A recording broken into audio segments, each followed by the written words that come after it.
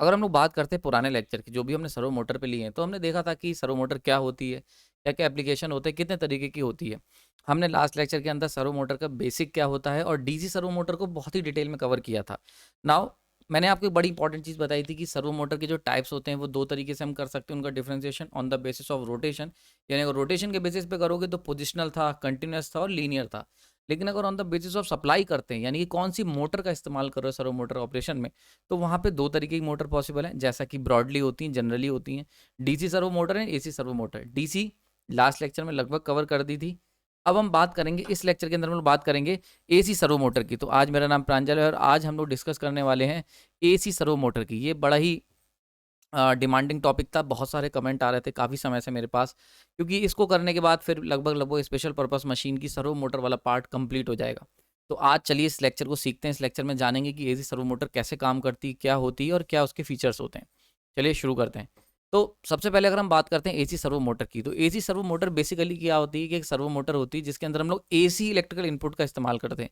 मैंने अभी पिछली स्लाइड में आपको बताया कि जो टाइप्स ऑफ सर्वो मोटर था ऑन द बेसिस ऑफ अगर सप्लाई करोगे, तो अगर एसी सर्वो मोटर का मतलब क्या हुआ कि एसी इंडक्शन मोटर का हम इस्तेमाल करेंगे, बस इतना ही आपको ध्यान रखना है। यानी कि वो सर्वो मोटर जिसमें सर्वो मैकेनिज्म जब भी हम यूज करेंगे और वो सर्वो मैकेनिज्म अप्लाई करेंगे एक एसी मोटर पे जो कि इंडक्शन कॉन्सेप्ट पे वर्क करती है, तो हमारी एसी सर्वो मोटर तैयार हो जाएगी। बात समझ में आ रही है? नाउ अगर एसी सर्वो मोटर की पावर रेंज की बात कर लें, तो इसकी जो पावर रेंज होती है वो कुछ वॉट से लेके 100 वॉट तक के बीच में होती है और फ्रिक्वेंसी रेंज जो होती है वो 50 हर्ट्ज से लेके 400 हर्ट्ज तक के बीच में ऑपरेट करती है। ये जनरल बातें हैं एसी सर्वो मोटर के बारे में। ना अगर हम बात कर देते हैं अब स्ट्रक्चर पे, कंस्ट्रक्शन डिटेल में अगर हम लोग अंदर चलें, धीरे धीरे करके जाएंगे, तो रोटर स्ट्रक्चर की अगर बात कर लें, तो रोटर 3 तरीके से हम बना सकते हैं इनके। स्क्वायरल केज हो सकता है, सॉलिड आयरन टाइप हो सकता है और ड्रैग कप हो सकता है। ठीक है, ये सारे के सारे आपने कहीं ना कहीं सुने होंगे, क्योंकि इंस्ट्रूमेंट में भी हम इनका इस्तेमाल करते हैं जब हम मीजरिंग इंस्ट्रूमेंट डिजाइन करते हैं, या फिर हम लोग जब induction motor, 3 phase induction motor पढ़ते हैं, वहाँ पे भी इनका कुछ कुछ एप्लीकेशन होता है। तो स्क्वायरल केज क्या होता है, कुछ इस तरीके का होता है। इसके अंदर हम लोग क्या करते हैं, बार्स का इस्तेमाल करते हैं, बार कंडक्टर होते हैं और उन्हें कॉपर से शॉर्ट सर्किट कर देते हैं। ठीक है, वहीं पे सॉलिड आयरन कुछ इस तरीके का दिखता है। इसके अंदर किसी भी तरीके का कंडक्टर ऐसा इस्तेमाल नहीं होता, एकदम सॉलिड आयरन की तरह होता है। ठीक, वहीं पे ड्रैग कप की अगर बात कर लें, तो ड्रैग कप एक कप की तरह होता है। आप देख सकते हो यहाँ पे, ये पर्टिकुलर पॉइंट पे देख सकते हो, ये देखो यहाँ पे कप की तरह है, जैसे कप होता है ना चाय वाला, जिसमें चाय पीते हैं, तो एक कप की तरह है और ये शाफ्ट उसके अंदर गई हुई है। ठीक है, तो ये कप की तरह होता है, इसीलिए इसका नाम पड़ा ड्रैग कप। ना अगर हम बात करते हैं स्क्वायरल केज की, तो ये थिक सर्कुलर कॉपर बार से मिलकर बना होता है और ये कॉपर बार जो होते हैं शॉर्ट सर्किट होते हैं भाई, कॉपर रिंग। देख सकते हो यहाँ पे, दीज आर, ये क्या है, ये अगर इनकी बात करें, ये क्या चीज़ है, दीज आर थिक, ये पर्टिकुलर क्या चीज़ है, thick, these are thick circular copper bars, ये थिक सर्कुलर कॉपर बार्स होते हैं। ठीक है, और ये शॉर्ट सर्किट है। ये क्या है यहाँ पे, ये चीज जो देख रहे हो, this is what we called, ये क्या है, तुम्हारे सारे के सारे बार जो है यहाँ पे, ये शॉर्ट सर्किट है, शॉर्ट सर्किट है भाई। कॉपर रिंग, कॉपर रिंग से हम लोग क्या करते हैं, इन्हें शॉर्ट कर देते हैं। तो this is what we called, यानी कि जो ग्रे कलर का देख रहे हो, ये तुम्हारा हो गया copper ring, this is copper ring, और ये तुम्हारे यहाँ पे हो गए, दीज आर कंडक्टर्स। तो दीज आर, हम कह सकते हैं कि ये क्या हो गया, कंडक्टर्स हो गए। ठीक है, तो आई होप आप समझ में आ रहा होगा कि क्या होते हैं कॉपर बार्स, क्या होते हैं कॉपर रिंग, ये क्लियर हो गया। ये सेम कंस्ट्रक्शन हम इस्तेमाल करते हैं स्क्वायरल केज इंडक्शन मोटर जब बनाते हैं 3 फेज वाली। ठीक है, नाउ नेक्स्ट बात करते हैं सॉलिड आयरन टाइप की। तो ये क्या होते हैं, इसके अंदर किसी भी तरह की वाइंडिंग नहीं होती और एक थिन, एक पतला सिलेंडर का इस्तेमाल हम लोग करते हैं, बिल्कुल स्मूथ होगा। देख सकते हो यहाँ पे कोई हमने कॉपर वार वार इस्तेमाल नहीं करे हैं, यानी किसी भी तरीके की वाइंडिंग का इस्तेमाल नहीं करा है। बड़ा इंपॉर्टेंट पार्ट है यहाँ पे। थर्ड होते हैं ड्रैग कप, इसके अंदर हम लोग कप शेप का रोटर लेते हैं और ये फ्री होता है शाफ्ट पे रोटेट करने के लिए। क्लियर हो गया यहाँ पे? तो तीनों के बीच में रोटर का अंतर समझ में आ रहा है, यानी कि इन तीनों की मदद से हम लोग एसी सर्वो मोटर बना सकते हैं। यानी कि हमारी एसी सर्वो मोटर में जो मोटर यूज कर रहे हो एसी, उसका जो रोटर है वो इन तीन में से कोई एक होगा। अब कौन सा प्रेफर करें भाई, अगर तीनों हैं तो हम प्रेफर कौन सा करेंगे, तो इसका आंसर छुपा है इसमें। तो ये जो पहला वाला है, this is what we called highest torque, यानी कि स्क्वायरल केज अगर इस्तेमाल करोगे तो मैक्सिमम टॉर्क आपको मिलेगा। वहीं पे अगर हम लोग सॉलिड आयरन का इस्तेमाल करेंगे तो मीडियम टॉर्क मिलेगा और ड्रैग कप में लोएस्ट टॉर्क का हमें मिलेगा। समझ में आ रही बात ये? तो अगर एसी सर्वो मोटर तुम्हें इस्तेमाल करनी है, उसके अंदर जो एसी मोटर इस्तेमाल कर रहे हो, वो बेसिकली आपको कौन सी लेनी है, इन तीनों में से on the basis of application. ठीक, तो आप इसके अंदर स्क्वायरल केज में हाईएस्ट, अगर हाईएस्ट टॉर्क चाहिए तो स्क्वायरल केज वाली ले सकते हो। अगर तुम्हें मीडियम टॉर्क चाहिए तो सॉलिड आयरन, और अगर लोएस्ट टॉर्क चाहिए तो ड्रैग कप वाली आप इंडक्शन मोटर का रोटर का इस्तेमाल करेंगे। क्लियर हो गया यहाँ पे? नाउ ये तो बात हो गई स्टेटर सॉरी रोटर की, ठीक है। नाउ अगर हम लोग बात कर लेते हैं स्टेटर की कंस्ट्रक्शन की, स्टेटर कैसा होता है। तो स्टेटर बेसिकली दो तरीके के हम लोग स्टेटर का इस्तेमाल करते हैं, ठीक है। कौन कौन से, एक होता है हमारे पास सिलिंड्रिकल और एक होता है सेलिएंट पोल, ठीक। सिलिंड्रिकल मतलब कुछ इस तरीके से जिसके अंदर यूनिफॉर्मली हम डिस्ट्रीब्यूट कर सकते हैं अपने कंडक्टर्स को, और सेलिएंट पोल जैसा कि हमने देखा है, सेलिएंट का मतलब जो उभरे हुए, जैसे जिसमें उभरे हुए पोल्स होते हैं, समझ में आ रही बात थी, जैसे इस तरीके के यहाँ पे उभरे हुए पोल्स हैं, बिल्कुल वैसा ही उभरे हुए पोल्स वाला। नाउ अगर हम बड़े ध्यान से देखें आर्मेचर वाइंडिंग की बात करें, तो इसके अंदर आर्मेचर वाइंडिंग जो होती है वो हम लोग करते हैं, बेसिकली आर्मेचर वाइंडिंग करते हैं स्टेटर के ऊपर, और यहाँ पे कुछ इस तरीके की हम लोग आर्मेचर वाइंडिंग यहाँ पे देते हैं। आर्मेचर वाइंडिंग में दो वाइंडिंग का इस्तेमाल करा जाता है, एक होती है आर्मेचर वाइंडिंग में reference winding and the other one is the control winding. देखो जो भी हम सिंगल यहाँ पे हम बात करें एसी सर्वो मोटर की, इसके अंदर जो सर्वो मोटर का इस्तेमाल कर रहे हैं, एक बात मैं बता दूं, शायद मैं इंट्रोडक्शन बताना भूल गया, वो होती है आपकी 2 फेज एसी इंडक्शन मोटर, ठीक है। 2 फेज एसी इंडक्शन मोटर का हम लोग इस्तेमाल करते हैं। आपने 3 फेज इंडक्शन मोटर पढ़ी होगी, आपने सिंगल फेज इंडक्शन मोटर पढ़ी होगी ना। यहाँ पे यानी कि जब हम सर्वो मोटर की बात करते हैं, AC servo motor, AC servo motor जब भी हम बात करते हैं तो इसके अंदर हम इस्तेमाल करेंगे 2 फेज की एसी इंडक्शन मोटर, ठीक है। तो 2 फेज हम इस्तेमाल कर रहे हैं, तो एक फेज हम देंगे रेफरेंस वाइंडिंग में and the other one is the control winding. तो आर्मेचर वाइंडिंग जो होती है वो 2 फेज से चल रही होती है। नॉर्मली जब हम बात करते हैं 3 फेज इंडक्शन मोटर में, तो आर्मेचर वाइंडिंग जो होती है हमारी क्या होती है, वो 3 फेज से चल रही होती है, ठीक है। और वहीं पे अगर इंडक्शन मोटर की बात कर लेते हैं सिंगल फेज में, तो सिंगल फेज सप्लाई से हमारा काम चल रहा होता है, आर्मेचर वाइंडिंग में सिंगल फेज सप्लाई जा रही होती है, ठीक। लेकिन अगर यहाँ पे हम बात कर लेते हैं इस पर्टिकुलर केस में, यानी कि अगर एसी सर्वो मोटर की बात करते हैं 2 फेज, तो 2 फेज के अंदर हम लोग क्या करते हैं, 2 फेज एसी सर्वो मोटर के अंदर हम लोग 2 फेज की सप्लाई देते हैं, 2 फेज की सप्लाई की हम लोग यहाँ पे व्यवस्था करते हैं। समझ में आ रही बात, ये क्यों जरूरत पड़ती है 2 फेज सप्लाई की, इन सब के बारे में चर्चा करेंगे और सब कुछ धीरे धीरे अभी सीखेंगे, ठीक है। आई होप समझ में आ रही होगी बात, ये इतनी क्लियर हो गई नाउ। तो हमने देख लिया आर्मेचर वाइंडिंग हमारा, रेफरेंस वाइंडिंग हो गई and control winding. Now reference winding जो होती है ये इसलिए यूज करी जाती है ताकि एक रेफरेंस वोल्टेज को जनरेट किया जा सके, जबकि कंट्रोल वाइंडिंग का इस्तेमाल हम लोग करते हैं ऑपरेशन को कंट्रोल करने के लिए सर्वो मोटर के। यानी कि देखो रेफरेंस वाइंडिंग मतलब कि जो पावर सप्लाई हमने ऑन करी उससे एक रेफरेंस वोल्टेज, एक फिक्स वोल्टेज हमें मिलता रहेगा, एक रेफरेंस वोल्टेज मिलेगा जिसके बेसिस पे एक रेफरेंस पॉइंट डिसाइड हो जाएगा ना। यहाँ पे जो सेकंड वाइंडिंग है कंट्रोल वाइंडिंग, ये क्या करती है, ये आपके एरर सिग्नल के बेसिस पे वोल्टेज को वेरी कराती है। अभी सीखते हैं इसको धीरे धीरे ना। यहाँ पे जो रेफरेंस वाइंडिंग है इसका वोल्टेज वी मान लेते हैं, कंट्रोल वाइंडिंग का वोल्टेज वीसी ले लेते हैं, ठीक है ना। ये जो रेफरेंस वोल्टेज है ये कांस्टेंट रहेगा, बड़ा इंपॉर्टेंट पार्ट है। रेफरेंस वाइंडिंग आपकी एक तरीके का जैसे एक पोल स्टार होता है, जैसे हम रेफरेंस लेते हैं, आपको याद होगा कभी भी आप फिजिक्स लेते हैं या कोई भी इलेक्ट्रिकल इंजीनियरिंग, जितने ही मैंने लेक्चर लिए, मैंने आपको एक चीज़ बताई है, हर बार जब हम मेजरमेंट करते हैं, हर बार जब हम कोई भी चीज़ मूव करवाते हैं, तो वहाँ पे एक रेफरेंस लेते हैं, तो रेफरेंस वही चीज़ है। तो रेफरेंस हमेशा क्या होना चाहिए, फिक्स होना चाहिए, ठीक है। For example earth is taken as a reference, क्यों, क्योंकि अर्थ का पोटेंशियल फिक्स रहता है। उसी तरीके से यहाँ पे जो रेफरेंस वर्ड यूज करा गया, रेफरेंस वाइंडिंग क्या है, एक कांस्टेंट वोल्टेज की वाइंडिंग है। हम लोग जस्ट इसे सप्लाई से जोड़ देंगे और सप्लाई जो भी हमारी 220 वोल्टेज आ रही होगी वो फिक्स मिलती रहेगी एसी। तो रेफरेंस वाइंडिंग मतलब जो कि जिसका काम होगा कांस्टेंट पोलैरिटी का वोल्टेज, कांस्टेंट पोलैरिटी नहीं सॉरी कांस्टेंट मैग्नीट्यूड का एक वोल्टेज को जनरेट करना, कांस्टेंट वोल्टेज कांस्टेंट फ्रीक्वेंसी के वोल्टेज को क्रिएट करना, ठीक है। अब यहाँ पे दूसरी है कंट्रोल वाइंडिंग, इसका काम क्या होगा, इसका काम होगा एरर सिग्नल को जनरेट करना, वीसी। नाउ ये जो वीसी है, this voltage very with the error signal. Error signal आपको याद होगा, मैंने अभी इसको और थोड़ा डिटेल में बताऊंगा। सर्वो मोटर जब मैंने पुराने लेक्चर में देखी थी, अल्टीमेटली सर्वो मोटर क्या करती है, एरर सिग्नल पे वर्क करती है। यानी कि जो भी दोनों के, जैसे फॉर एग्जांपल तुम्हारा सर्वो मोटर 0 डिग्री पर है, ठीक है, आपके पास जो सर्वो मोटर है वो करंटली उसकी पोजीशन जो है वो 0 डिग्री पर है, और तुमने कहा कि 90 डिग्री होनी चाहिए, तो 90 डिग्री और 0 डिग्री इनके बीच का जो डिफरेंस है, this will create error signal. ये क्या करेगा, एक एरर सिग्नल जनरेट करेगा, और ये एरर सिग्नल जो होगा, ये एरर सिग्नल क्या करेगा, इस वीसी को कंट्रोल करेगा। तो इस एरर सिग्नल के बेसिस पे ये कंट्रोल वोल्टेज जनरेट होगा। समझ में आ रही बात ये। तो ये voltage very with the error signal, तो एरर सिग्नल जैसे जैसे चेंज होता जाएगा वैसे वैसे वीसी भी आपका चेंज होता जाएगा, ठीक है। इंपॉर्टेंट बात क्या होती है, वी आर और वीसी ये दोनों एक दूसरे से 90 डिग्री फेज अपार्ट होते हैं। ये बात बड़ी इंपॉर्टेंट है, ठीक है। अभी देखेंगे ऐसा क्यों। नाउ अगर हम लोग बात करें, पहले पोजीशन देख लेते हैं, तो कुछ इस तरीके की हम लोग वाइंडिंग करते हैं कंट्रोल वाइंडिंग की, और ये हम लोग पोजीशन मार्क करते हैं रेफरेंस वाइंडिंग। यानी कि दोनों की दोनों क्या होती हैं, डायामेट्रिकली अपोजिट वाइंडिंग हम लोग प्लेस करते हैं। डायामेट्रिकली मतलब डायामीटर के अकॉर्डिंग अगर हम देखें तो अपोजिट पोल्स पे वाइंडिंग की जाती है। तो देखो ये फॉर एग्जाम्पल डायामीटर आपके सामने है, दिस इज, ये अगर हम इसका डायामीटर निकालें तो ऐसा कुछ निकलेगा। तो देखो दिस इज डायमेट्रिकली हो गई, और ये भी तुम्हारा डायमेट्रिकली अपोजिट वाइंडिंग हो गई। क्लियर हो रहा है यहाँ पे। आई होप इसमें कोई डाउट नहीं होना चाहिए किसी भी तरीके का कि क्या मतलब होता है डायमेट्रिकली अपोजिट का। ठीक है, तो आई होप आपको समझ में आ गया होगा कि रिफरेंस और कंट्रोल वाइंडिंग कैसे हम लोग करते हैं। डायमेट्रिकली अपोजिट क्लियर हो गया। डायमेट्रिकली मतलब जो डायमीटर के अपोजिट एंड पे होता है, तो ये हम लोग कर देते हैं। सेलिएंट पोल की बात कर रहा हूँ। नाउ अब हम समझते हैं इसी, ये जो हमने अभी बनाया था ना स्टेटर का जो स्ट्रक्चर, दोनों वाइंडिंग हमने कर दी, रेफरेंस वाइंडिंग और कंट्रोल वाइंडिंग। ये दोनों वाइंडिंग को हम लोग अगर इसका सर्किट डायग्राम बनाना चाहें तो देखते हैं कैसा दिखेगा। तो इसका सर्किट डायग्राम जो होगा वो कुछ इस तरीके से दिखेगा, जहाँ पे आप देख रहे हो एक हो गई हमारी कंट्रोल वाइंडिंग और एक 90 डिग्री फेज अपार्ट हो गई हमारी रेफरेंस वाइंडिंग। ठीक है, और यहाँ पे आ जाता है हमारा रोटर। ठीक, रेफरेंस वाइंडिंग हो गई, कंट्रोल वाइंडिंग हो गई। सो this is the circuit diagram. तो यानी कि जो भी हम लोग अभी स्टेज अभी तक हमने जो स्ट्रक्चर देखा था, कंस्ट्रक्शन डिटेल देखे थे स्टेटर के, उस पर हमने क्या करा था, आर्मेचर वाइंडिंग को हमने स्टेटर पे किया हुआ था, आर्मेचर वाइंडिंग, और ये आ गया उसका circuit diagram. This is what we called a circuit diagram. ठीक है, ये हो गया सर्किट डायग्राम और ये हो गई हमारी reference winding and this one is the control winding. ठीक, अब देखो यहाँ पे बड़ी इंपॉर्टेंट चीज आ जाती है। ये जो रेफरेंस वाइंडिंग है इसके अंदर वोल्टेज जनरेट होगा वी आर, कंट्रोल वाइंडिंग है इसके अंदर वोल्टेज जनरेट होगा वीसी। नाउ ये जो वीसी होगा ये अभी मैंने आपको बताया था एरर सिग्नल के अकॉर्डिंग वेरी करेगा, और ये जो होगा ये कांस्टेंट रहेगा एज पर द, क्योंकि हमने इसको रेफरेंस लिया हुआ है। ठीक है, सप्लाई के बेसिस पे।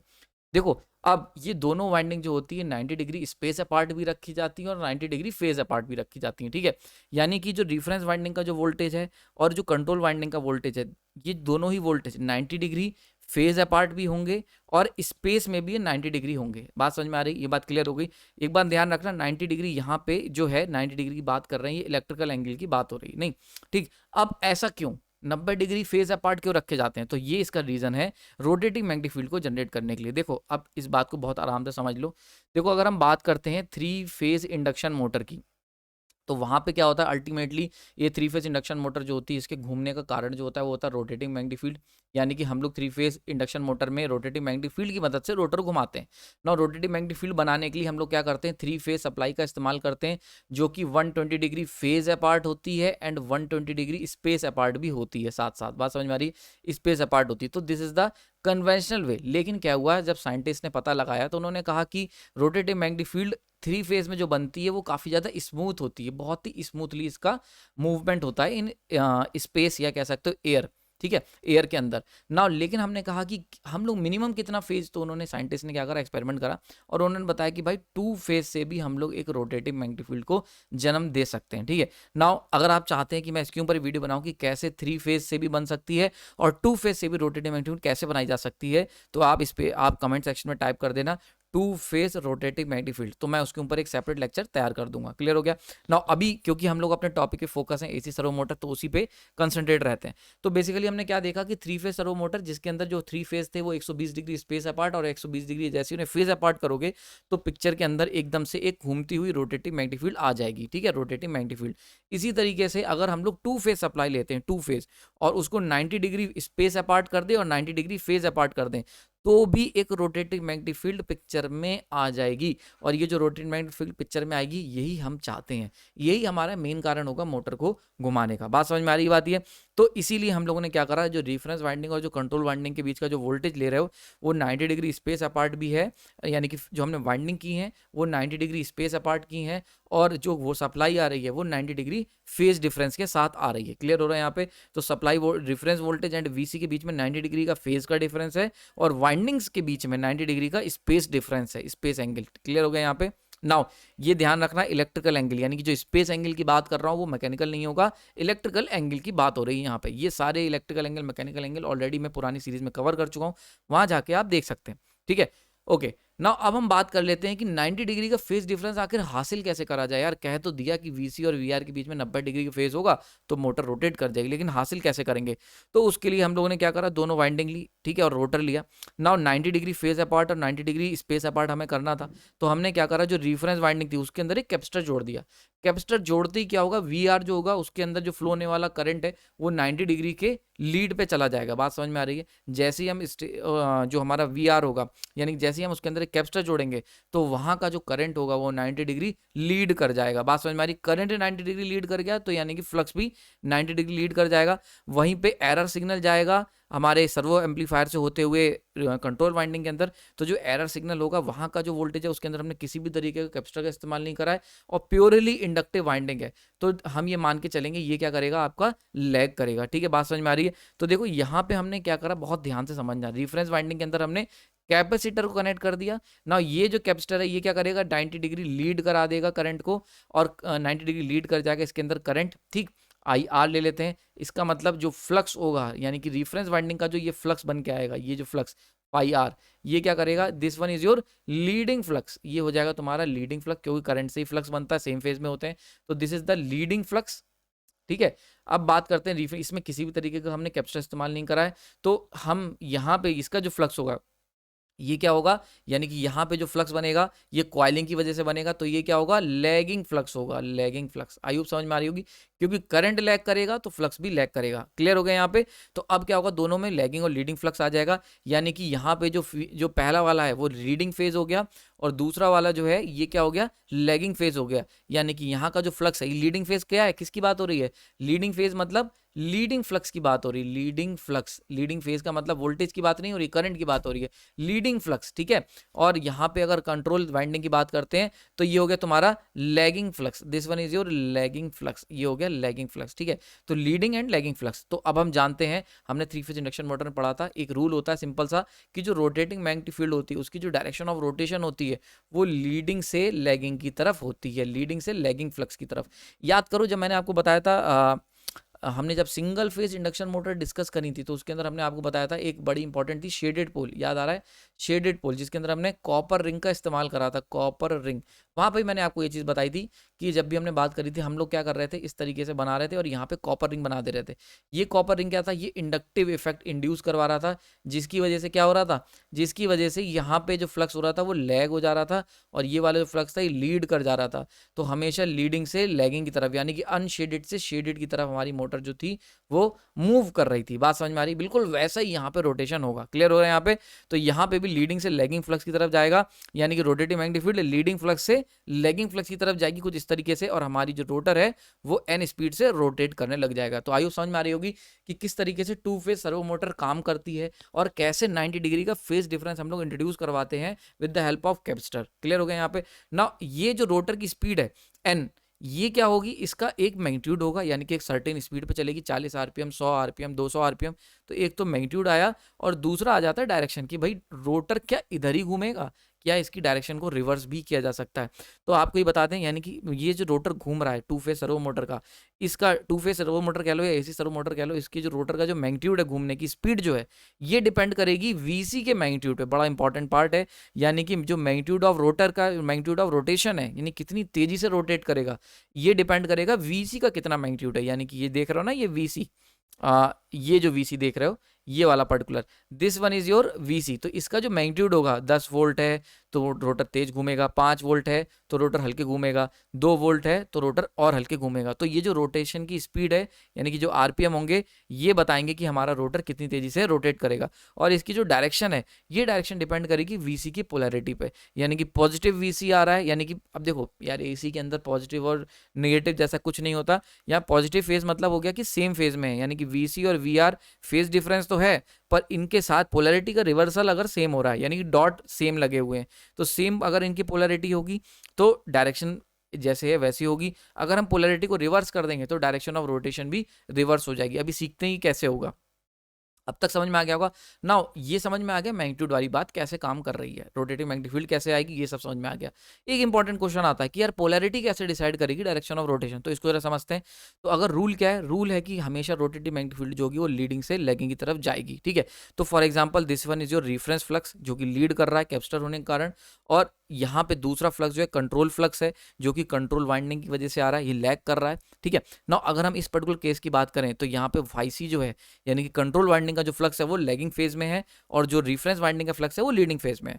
तो डायरेक्शन ऑफ रोटेशन क्या होगी, लीडिंग से लैगिंग की तरफ स्पीड की डायरेक्शन ऑफ रोटेशन हो गई, ठीक है। बात क्लियर है यहाँ पे, इसमें किसी तरह डाउट नहीं होना चाहिए। और रोटर हमारा जो है वो क्लॉकवाइज रोटेट करने लगेगा। नाउ अगर मैं किसी भी तरीके से यहाँ पे इसका फेज जो है, जो कंट्रोल फेज है, यानी कि वो कंट्रोल वाइंडिंग का जो फेज है उसको रिवर्स कर देता हूँ, ठीक है। कंट्रोल वाइंडिंग और फेज को रिवर्स कर दोगे, यानी कि जिस पोलैरिटी के साथ फाई आर चेंज हो रहा था उसके अपोजिट पोलैरिटी के साथ फाई सी चेंज हो रहा होगा, ठीक है। तो अगर हम जस्ट उनकी जो पिन्स हैं, यानी कि जो लीड जा रही है, फॉर एग्जांपल अगर हम आपको याद होगा, जैसे ये फॉर एग्जांपल ये आपकी वाइंडिंग है, तो यहाँ पे लाइव एंड न्यूट्रल वायर है। अगर मैं इनको रिवर्स कर देता हूँ, रिप्लेस कर दूँ, यानी कि इसे न्यूट्रल कर दूँ और इसे लाइव कर कर दूं, ठीक है, जबकि रिफरेंस वाइंडिंग में लाइव और न्यूट्रल को ऐसे ही रखता हूं, ठीक है, एक का करना है केवल।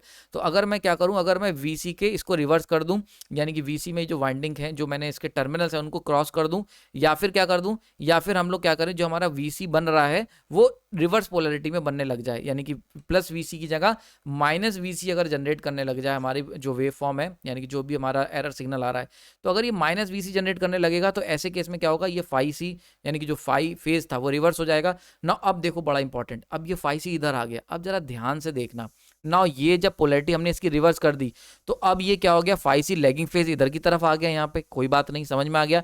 ये हमारा लीडिंग फेज था फाई आर, लैगिंग फेज हमारा ये आ गया।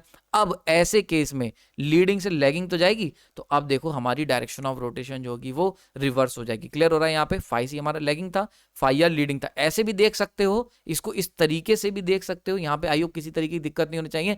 तो हमने क्या करा, हमने जैसे ही उसकी पोलैरिटी को रिवर्स करा, पोलैरिटी को रिवर्स करते ही हमारा जो फाई सी था वो रिवर्स होके बैक साइड में आ जाएगा। एंड इस तरीके से हम कह सकते हैं कि पोलैरिटी को रिवर्स करने से, यानी कि VC को प्लस VC से माइनस VC जैसी रिवर्स हम लोग करेंगे तो 180 डिग्री अपोजिट हो जाएगा, और 180 डिग्री अपोजिट होते ही डायरेक्शन ऑफ रोटेशन जो थी, जो क्लॉकवाइज थी, वो अब क्या होगी, एंटी क्लॉकवाइज हो जाएगी। So this is the whole concept कि किस तरीके से पोलैरिटी डिसाइड करती है डायरेक्शन ऑफ रोटेशन।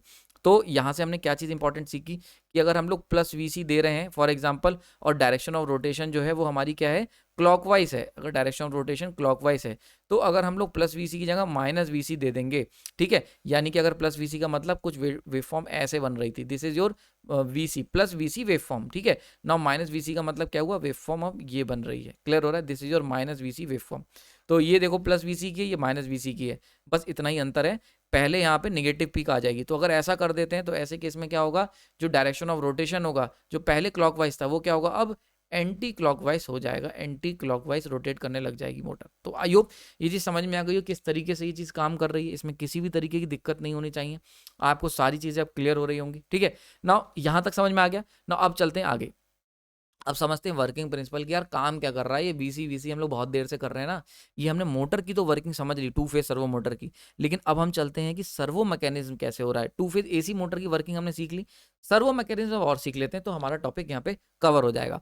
तो this is your servo motor concept, ये हमारा पूरा है, ये हमारा क्लोज लूप में एग्जिस्ट करता है। एक बार मैं इसको ऑलरेडी समझा चुका हूँ।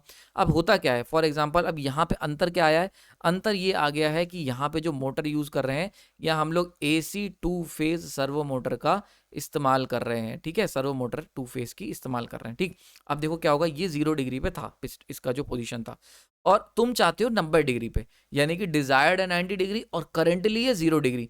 तो ऐसे केस में हमें पता है कि जब 0 डिग्री है, 0 डिग्री का मतलब इतना छोटा सा वोल्टेज हमारा जो जनरेट हो रहा होगा, यानी कि 0 डिग्री को अगर हम ध्यान से देखें, इसका जरा कलर चेंज कर लेते हैं यार, पेन का कलर ले लेते हैं रेड। तो देखो बड़े ध्यान से देखना, अगर 0 डिग्री की बात करें तो पोजिशनल सेंसर जो वेवफॉर्म जो वोल्टेज जनरेट करके दे रहा होगा वो इतने से रेंज का दे रहा होगा। 0 डिग्री का मतलब ये वाला वेवफॉर्म, यानी कि इतना जरा सा 1 मिली सेकेंड का हमारा जो वोल्टेज की वेव पल्स आ रही है, यहाँ से ये आ रही होगी। जबकि अगर हम बात करते हैं 90 डिग्री की, 90 डिग्री की, तो हमें पल्स चाहिए इतनी, यानी कि जो 0 डिग्री पे पोजिशनल सेंसर वोल्टेज जनरेट करके जो दे रहा है ना VF, वो दे रहा है यहाँ पे जो फीडबैक में हमें मिल रहा है, वो दे रहा होगा बहुत ही स्मॉल सा वोल्टेज हमें मिल रहा होगा, ठीक है, इतना सा। लेकिन अगर हम बात करते हैं हमें क्या चाहिए, 90 डिग्री, 90 डिग्री का मतलब हो गया, अगर मैं कह दूं यहाँ पे स्मॉल मिल रहा है, यहाँ पे मीडियम वोल्टेज जनरेट होगा और यहाँ पे मैक्सिमम वोल्टेज जनरेट होगा, ठीक है। तो अब 90 डिग्री जैसे हम 90 डिग्री इनपुट करेंगे, वो जाएगा PWM कन्वर्टर में। PWM क्या करेगा, PWM इस तरीके की वेव फॉर्म जनरेट करेगा और वो जाएगा पल्स कन्वर्टर में। पल्स कन्वर्टर इस वेव फॉर्म को, ये जो वेव फॉर्म देख रहे हो ना तुम, इसके अंदर से वोल्टेज की इंफॉर्मेशन निकाल लेगा और वो वोल्टेज आ गया यहाँ पे इनपुट। तो ये हमने जो 90 डिग्री दिया था, PWM ने उसे वेवफॉर्म में कन्वर्ट करा, पल्स में, और यहाँ पे जो पल्स कन्वर्टर है इसने उसे वोल्टेज में एक्सट्रैक्ट कर लिया। तो जो तुमने मैकेनिकल डिग्री डाली 90 डिग्री, जो मैकेनिकली आपने प्लेस करा, वो फाइनली हमारी इलेक्ट्रिकल में कन्वर्ट हो चुकी है। पोजीशन सेंसर भी यही करेगा, जो मैकेनिकल पोजीशन है 0 डिग्री, उसको वो क्या करेगा, इलेक्ट्रिकल इनपुट में कन्वर्ट कर देगा, and this is your electrical input. तो यहाँ पे इलेक्ट्रिकल वैल्यू एक ये आ गई VF, और एक इलेक्ट्रिकल इनपुट आ गया VI ना। इन दोनों के बीच में जो भी होगा, जो डिफरेंस होगा, वो यहाँ पे एरर सिग्नल के रूप में वो कन्वर्ट हो जाएगा। तो एरर वोल्टेज क्या हुआ, एरर वोल्टेज हो गया तुम्हारा V इनपुट माइनस का V feedback. This is a very important part. तो यहाँ पे हमारा जो एरर सिग्नल जनरेट होके आया, इनपुट माइनस फीडबैक, तो इनपुट निकल के आ रहा है 90 डिग्री, तो 90 डिग्री के हिसाब से जो हमें वोल्टेज चाहिए वो है ये। फॉर एग्जांपल 90 डिग्री के हिसाब से हम चाहते हैं 10 वोल्ट, पल्स कन्वर्टर ने दिया, और 0 डिग्री के हिसाब से हमें मिला 2 वोल्ट। क्लियर हो गया? एक एग्जांपल तौर पे 5 ले लेते हैं, चलो 5 वोल्ट। तो एरर कितना आया? 5 वोल्ट का एरर आया। अब ये जो 5 वोल्ट का एरर है ये जाएगा एम्पलीफायर पे, ठीक है, ये एम्पलीफायर है, ये एम्पलीफायर इस 5 वोल्ट को कन्वर्ट कर देगा, एग्जाम्पल के तौर पर ले रहे हैं यार, सीरियस नहीं लेना, 50 वोल्ट में। और ये जो 50 वोल्ट है this will apply as VC, ये तुम्हारा अप्लाई होगा एज वीसी। बड़ा इंपॉर्टेंट है, ये एक कंट्रोल वोल्टेज की तरह अप्लाई होगा तुम्हारे किस पे? कंट्रोल वाइंडिंग पे। याद करो कंट्रोल वाइंडिंग, बात समझ में आ रही है? मैंने आपको बताया था कंट्रोल वाइंडिंग, और कंट्रोल वाइंडिंग हमने सीखा था कि कंट्रोल वाइंडिंग का जो वोल्टेज होता है कंट्रोल वाइंडिंग का वीसी, ये क्या होगा? ये डायरेक्ट प्रोपोर्शनल होता है एरर सिग्नल के। ये एरर सिग्नल के हिसाब से अपने आप को चेंज करता रहेगा, ये चीज़ हमने ऑलरेडी डिस्कस की हुई है। तो एरर सिग्नल के हिसाब से ये जैसा जैसा एरर आएगा, 5 वोल्ट का एरर आया तो 50 हो गया। अगर 10 वोल्ट का एरर आता, यानी कि फॉर एग्जांपल अगर मैं कह देता हम चाहते 180 डिग्री पिस्टन घूम जाए, ठीक है, तो 180 डिग्री के हिसाब से 2 मिली सेकंड की पल्स जनरेट होती पीडब्ल्यूएम के द्वारा। पल्स कन्वर्टर उसे वोल्टेज में कन्वर्ट करता, तो मान के चलते 15 वोल्ट आता। यहाँ 0 का मतलब 5 वोल्ट, दोनों कंपेयर करोगे आया 10 वोल्ट। ये 10 वोल्ट एरर सिग्नल एम्पलीफायर में भेजता, ये इसके आगे एक 0 और लगा देता तो हो जाता 100 वोल्ट। तो अब जो इनपुट वोल्टेज आता वो आता 100, और यहाँ पे जो 100 वोल्ट आता ये अप्लाई होता एज अ वीसी, तो वीसी इक्वल टू 100 वोल्ट का काम हमारा हो जाता। आइए समझ में आ रही है? तो इस तरीके से यहाँ पे voltage difference servo motor mechanism काम करता है। और यहाँ पे जैसे ही दोनों वीसी जाएंगे, वीसी आ गया, रिफरेंस वोल्टेज ऑलरेडी मैंने दे रखा है, यानी कि हमने वी आर तो लगा ही रखा है, यानी कि रिफरेंस वाइंडिंग तो हमने दी हुई है। This one act as a VC, ये हो गई तुम्हारी कंट्रोल वाइंडिंग। और ऐसे केस में रोटर जो होगा तुम्हारा रोटेट कर जाएगा, और रोटर रोटेट होकर कुछ इस तरीके से घूम के 90 डिग्री पे पहुंच जाएगा। क्लियर हो रहा है यहाँ पे? आयु समझ में आ गई होगी। तो यहाँ पे हमारा 90 डिग्री रोटेशन हमें देखने को मिल जाएगा। This is your 90 degree rotation. आयु समझ में आ गया? तो अब देखो 90 डिग्री दिया था, 90 डिग्री रोटेट कर गया। पोजिशनल सेंसर जो वोल्टेज जनरेट करेगा वो कितना करेगा? 90 का मतलब हो गया हमारा ये वाला, याद है, मीडियम वाला। तो ऐसे केस में 10 वोल्ट जनरेट करेगा। और जो पल्स विद कन्वर्टर ये क्या कर रहा है? ये भी 10 वोल्ट का जनरेट कर रहा है पल्स कन्वर्टर। 10 10 माइनस करा 0, 0 ही तुम्हारा जाएगा। अब कोई रोटेशन नहीं होगा, मोटर रोटेट नहीं करेगी। समझ में आ रहा है? यानी कंट्रोल वाइंडिंग एक्साइट ही नहीं होगी ऑनली, यानी कि फॉर एग्जाम्पल अगर हम बात करते हैं 0 एरर सिग्नल की, यानी कि जिस समय हमने कोई एरर सिग्नल जनरेट ही नहीं हो रहा है, 0 एरर सिग्नल की अगर हम लोग बात करते हैं, तो हमारे पास ये आ गई V R and this is V C. अब वी सी इक्वल टू 0 है, तो केवल ये रिफरेंस वाइंडिंग ही एनर्जाइज होकर रह जाएगी, और रोटर जो होगा कहीं भी नहीं घूमेगा। ठीक है, बात समझ में आ रही है? रोटर अपनी जगह स्टेबल रहेगा, ठीक है, जब तक कि दोनों वाइंडिंग एक्साइट नहीं होंगी। 90 degree space apart and 90 degree phase apart, ये दोनों नहीं होंगे, phase apart and space apart, तब तक हमारा रोटर रोटेट नहीं करेगा। ठीक है, तो अब क्या सिंगल सप्लाई आ गई, और सिंगल सप्लाई हमारी रोटर को घुमा नहीं पाएगी। बात समझ में आ रही है? तो टू फेज, यानी कि जिस समय अगर आपसे पूछा जाए अगर एरर सिग्नल 0 है, बड़ा इंपॉर्टेंट क्वेश्चन यहाँ पे, एरर सिग्नल अगर 0 है तो क्या two phase servo motor two phase रह जाएगी? तो हम कहेंगे नहीं, अब इस समय वो सिंगल फेज कन्वर्ट हो जाएगा, क्योंकि एक फेज में तो सप्लाई आ ही नहीं रही है, 0 वोल्टेज जाएगा ना आगे। तो ऐसे में हमारे पास सिंगल फेज सप्लाई आ रही होगी, और सिंगल फेज सप्लाई में हमारी मोटर रोटेट नहीं करेगी। तो आई होप समझ में आ गया होगा ये। ठीक है, अब ये 90 डिग्री कहाँ से दोगे, 90 डिग्री, ये सब देने के लिए हम लोग इस तरीके का स्विच का इस्तेमाल करते हैं।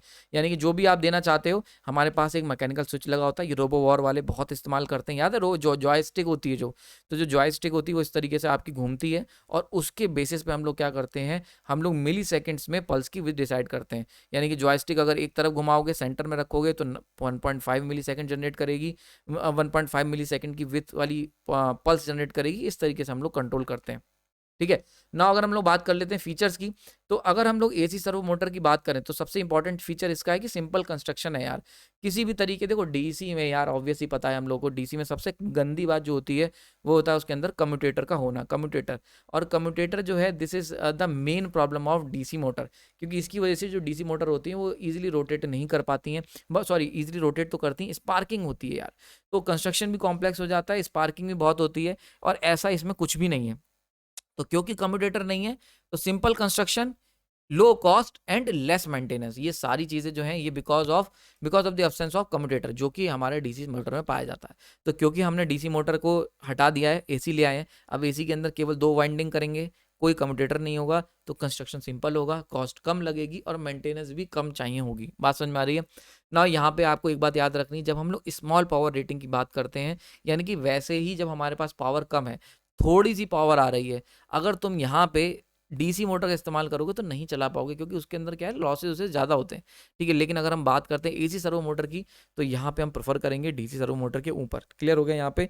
तो जब आपके पास स्मॉल पावर हो, यानी कि छोटी सी पावर रेटिंग की अगर आपको मशीन लेनी है, ठीक है, स्मॉल पावर रेटिंग की, जब भी आप मोटर मार्केट से खरीदने जाएंगे तो आप वहाँ पे एसी सर्वो मोटर का इस्तेमाल करेंगे, एसी सर्वो मोटर परचेज करेंगे, ना कि DC servo motor. Higher power में जाते हो, अगर आपके पास पावर एप्लीकेशन ज़्यादा है और आपके पास अगर डीसी प्रेफर करना चाहते हो, तो वहाँ पे प्रेफर करोगे जहाँ पे हाई पावर रेटिंग की मोटर की ज़रूरत होगी।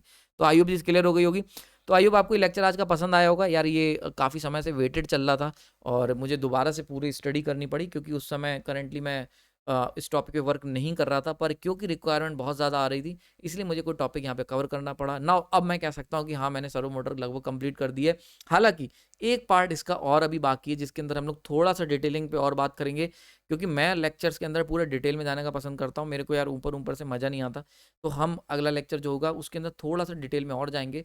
और बेसिक अगर आपको servo motor, AC servo motor जानना है तो ये लेक्चर आपके लिए सफिशिएंट है। अगर आपको थोड़ा सा और डिटेलिंग जाननी है तो अगले लेक्चर का आपको इंतजार करना पड़ेगा। आपने अपना कीमती समय दिया, उसके लिए धन्यवाद। आई होप ये लेक्चर आपको पसंद आया होगा, और अपनी जो भी फीलिंग्स हैं आप कमेंट सेक्शन में बताइए, मेरे को बहुत अच्छा लगता है। तब तक के लिए थैंक यू।